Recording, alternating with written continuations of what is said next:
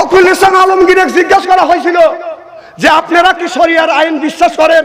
কয় না, আমাদের সংবিধানের ভিতর শরিয়া আইন আমরা বিশ্বাস করি না, সংবিধানের ভিতরে এটা নাই। তা ওনারা করুক, ওনারা করলে করুক, আমরা তো বাধা দিচ্ছি না। তাহলে বোঝা গেল আপনার ইসলামী রাষ্ট্র তারাও কথা কয় না, তারাও চায়, প্রত্যেকটা মুসলমান চায় যে যদি ইসলামী রাষ্ট্র গড়ে উঠুক। আমরা তো অন্য দল করতেছি, করি, আপনারা ইসলামী দল করে গড়ে তোলে। বাংলাদেশের সব দলের মানুষ একমত, কিসের বিএনপি আর কিসের আওয়ামী লীগ আর কিসের জামাত কিসের জাতীয় পার্টি, সবাই তো মুসলমান চায় যে ইসলামী দেশ যদি হয় হোক। চাইছিল যে 11 দলীয় জোট গঠন হবে। উনি নাটকীয়ত ভাবে একটা জিনিস শুরু হয়ে গেল, আমরা জানি যে হয়ে যাবে, কিন্তু চরমনের পীর সাহেব যার কথা বললে ওযু না করলেই হয় না। আমি জানি যে ওনাদের কথা আমার স্টেজে একটু বলা লাগবে, আমি মিসওয়াক করেই আইছি, কারণ ওনাদের কথা বলতে তো আমার একটু মাপ জোক দিয়ে কথা বলা লাগবে, কারণ তারা আল্লাহর ওলি মানুষ। খারাপ লাগতেছে নাকি?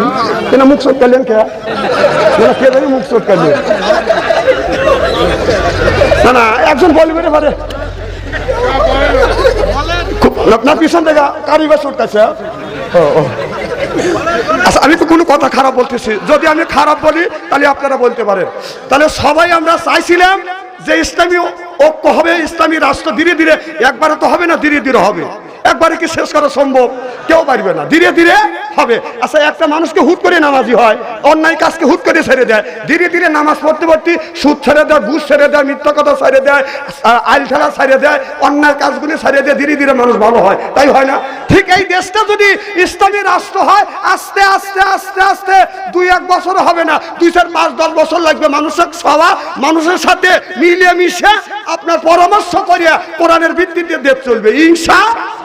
কিন্তু আমরা চাইছিলাম সেইগুলো হবে, কিন্তু ওনাদের কথা না বলেই তো হয় না। তারা অলির লোক, তাদের কাছে ইলহাম আছে, কিয়ামতের ময়দানে তারা জাহাজ নিয়ে আমাদের পার করবে। তাদের কথা বলতে গেলে আমাদের ওযু ছাড়া বলা যাবে না, কারণ তারা যখন আওয়ামী লীগ সরকার ক্ষমতায় আছে তাদের সাথে তারা ছিল, থেকে তাদের ক্ষমতা দিছে। এটা হলো চরমনের পীর সাহেবদের ইমানের দায়িত্ব। চিন্তা করছেন? হায় রে আল্লাহ রে, মানুষ রে। আবার এরশাদ চাচা যখন ক্ষমতা আসছিল, তেনাও তার সাথে গেছিল, তার ইমানের একটা দায়িত্ব আছে, ইমানের দায়িত্ব দিয়ে তাদের ক্ষমতা দিছে। আবার আমাদের বিএনপি সরকার সাথে তো সব আপনার অন্য দলের লোকও ছিল, 4 দলীয় জোট ছিল, তার সাথেও তারা ছিল, তাদের ইমানের দায়িত্ব। আবার এখন জোটের থেকে চলে আসলো, এটাও তাদের ইমানের একটা দায়িত্ব নিয়ে চলিয়েছে, কারণ তারা অলির বংশ, আল্লাহর আরশ থেকে ওহী আপনার ইলহাম চলে আসবে। আর তাদের মধ্যে আরেকজন বলতেছে, যখন এই আপনার 12ই ফেব্রুয়ারি ইলেকশন হবে, ফু দিয়ে ব্যাপক ভোট তার বাক্সত নিয়ে যাবে। তার অলি মানুষ, এবার দেখা যাবে অলিটা কয়টা ভোট পায়। হিন্দুদের ব্যবসা বাদ দিও, হিন্দুদের ব্যবসা আছে, ঠাকুরের বেটা ঠাকুর, বামনের বেটা বামন, যদি পাগল হয়। ঠিক এই ধরনের পীর সাহেবের ব্যবসা হলো, ওনার বাবা ছিল পীর সাহেব, ওনারা হয়েছে পীর সাহেব, ওনার ছেলেরা পীর সাহেব হয়ে বসে আছে। আর পাবলিক খালি দিবে হাদিয়া, এই হাদিয়া খাবে আর পেট বড় বানাইয়া বেটারা খালি ফতুয়া দিবে। কতক্ষণ না কে এরাই বাংলাদেশে মুসলমানকে এক প্ল্যাটফর্মে আনতে দেয় নাই। 1 বাক্স ভোট দেওয়ার জন্য সবাই যখন রাজি, এরা ইমানের দায়িত্ব নিয়ে এরা চলে গেল। এরা হলো আপনার ইহুদিদের দালাল। দালাল একটু কম করে করিও। কারি ভাই কথা কি খারাপ বলতেছি নাকি? কি খারাপ লাগতেছে নাকি? তবে চরমনের পীর সাহেবের যদি নাম নেন, ওযু করে নিবেন। এরা কিন্তু আল্লাহওয়ালা মানুষ, এরা তুস্তু দেয় দেওয়াতে লাখ ফাটাছিল, তখন খুব খুশি হয়েছিল। হ্যাঁ, এই যে জামাতের পিএলও ডক্টর শফিকুল রহমান বলছে আমরা শরিয়া আইনে দেশ পরিচালনা করব না, তাহলে এটার কি বলবেন? উনি ওইটা বলেন নাই, উনি আমার কথা শুনেলেন। উনি বলছে যে শরিয়া আইনে একেবারেই দেশটা পরিচালনা করা যাবে না, ধাপে ধাপে জিনিসটা করা লাগবে। এগুলো আমরা শুনছি তো, না শুনে আন্দাজে বলতেছি না, জিনিসটা বুঝতে হবে। তারা বলছে আচ্ছা, যেই দেশে এইরকম অবস্থা চলছে, একবারে যদি শরিয়া আইন যদি পালন করবে। এখন যদি বলা যায় যদি ইসলামের শাসন হবে, তারা কোরআনের বিধান পাস করে দিবে। এখন আপনার বউকে যদি আপনি উদলো নিয়ে চলান, তারা বলবে বোরখা পরান, কথা কন না খেয়া। আপনাদের আমি বোরকা পরাবো না, আপনারটা উদম রাখবেন, ওরা কি বোরকা কিনে দিবে নাকি? আপনারটা উদম রাখুন, আপনি রাখেন কা? এই কথা হলো তাদের। এখন বুঝছো বাবা? আচ্ছা থাকে, ঠিক আছে, বলছে তো আলহামদুলিল্লাহ। এরা এই দিন চায় মাথা বাড়তে জোর কর না না। যারা ইসলামী রাষ্ট্র কায়েম করবে তোমার নামাজের তাগিদ দিবে, তুমি নামাজ না বললে জাহান্নামে তুমি দেবে, ওরা কি তোমার হাতে জাহান্নামে যাবে নাকি? কথা কন না খেয়া। তারা সাহস করে দিবে যে জহরের রক্ত যখন হবে 1 ঘন্টার জন্য অফিস আদালত বন্ধ, খাওয়ানা পিনা করে নামাজ কালাম পড়ে আসবে। তুমি খানা পিনা করলে নামাজ পড়লে না, এটা কি দোষ কি তার? এইটুক করবে কথা। এখন বুঝছে বাবা, মানুষ বসে লেতে জোরকার মার হবা। আমি কোনো পক্ষে নিয়ে কথা বলতেছি না। আমরা মুসলমান, আমাদের দায়িত্ব, আমরা চাই যে আমরা সবাই নামাজি হই। আমরা চাই না কেউ জাহান্নামে যাক, সবাই জান্নাতে যাক, এটা আমরা চাই। জোরকম ঠিক কিনে নারে তাকবীর। তাকবীর হয় না, তাকবীর হবে 2টা। আমরা ছোটবেলায় কারি ভাই ফুটবল খেলছি, 72 অবিবাহিত খেলছি না? অনেকদিন একবার বিবাহিত বাড়ছে, ফুটবল খেলে একবার অবিবাহিত বাড়ছে। আজকে আল্লাহর নামে তাকবীর হবে 2 দলে বাঘ, এক বাঘ। যুবকেরা যারা অবিবাহিত, যারা বিয়ে করে তাদের একটা তাকবীর হবে, আর যারা বিয়ে করছেন তাদের একটা তাকবীর হবে। কারণ ফুটবল খেলায় কোনো সওয়াব নাই। আল্লাহ লিল্লাহি তাকবীর, যখন আল্লাহর বরত্ব ঘোষণা দেবো, লক্ষ লক্ষ নেকি কে দিবে? যখন আল্লাহর নামে তাকবীর হবে। যারা বিয়ে করছেন তারা কোনো কথা বলবেন না, জবান বন্ধ রাখেন, আপনাদের এখন তাকবীর আছে।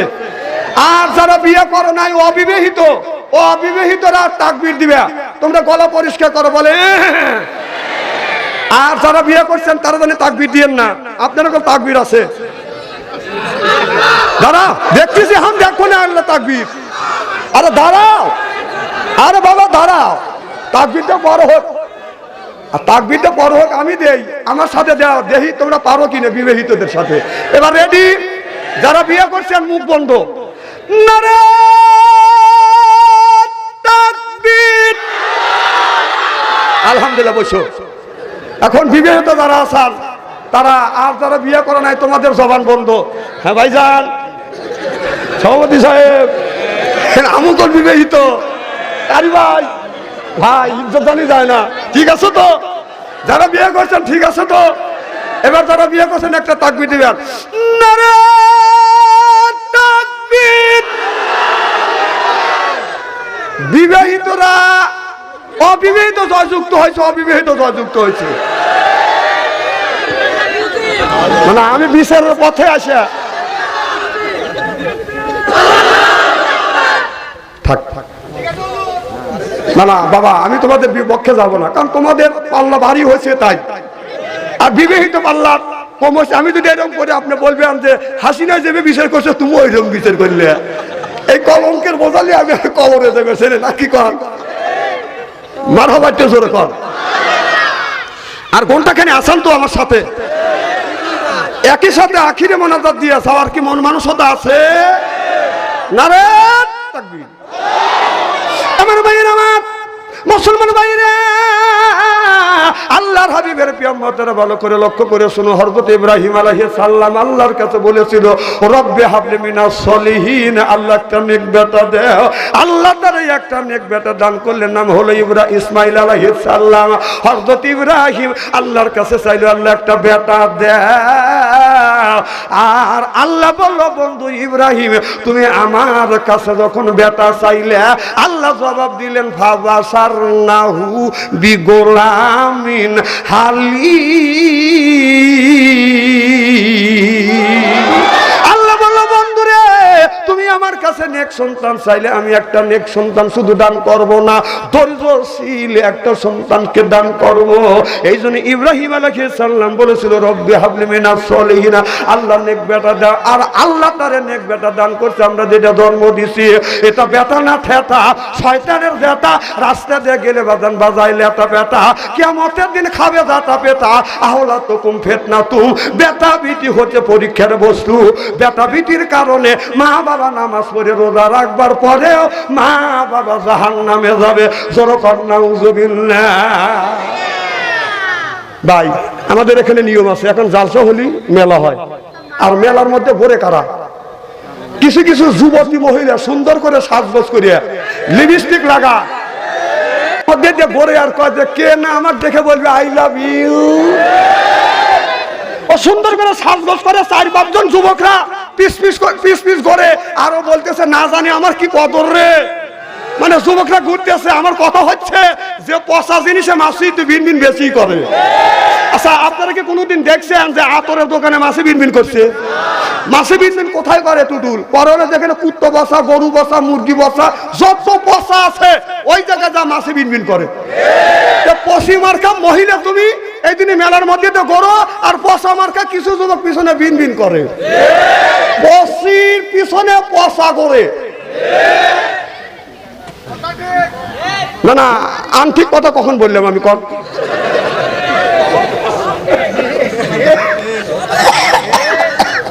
আমার ভাইয়ের আমার ইব্রাহিম আলাইহিস সালাম আল্লাহর কাছে বলল রব্বি হাবলি মিনাস সলিহিন, আল্লাহ তুমি একটা নেক বেটা দাও। আল্লাহ তারে নেক বেটা দান করলো।